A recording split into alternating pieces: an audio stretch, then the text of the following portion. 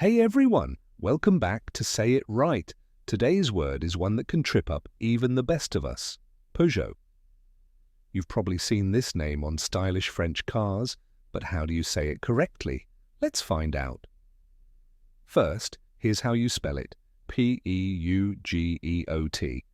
It might look tricky, but the correct pronunciation is Peugeot. Let's break it down step by step. First, per, like the per in put. Next, zoo, like Joe in Joan, but with a soft French zh sound. Now say it with me. Peugeot. One more time. Peugeot. Nice. Here's a fun fact.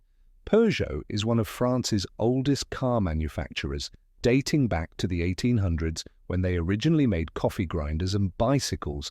Talk about a brand with history. Let's practice the pronunciation one last time. Peugeot. Awesome. You've got it. Thanks for watching. If you found this video helpful, don't forget to give it a thumbs up, subscribe to Say It Right, and share it with your friends who love learning new words. Keep practicing, and I'll see you next time. Take care.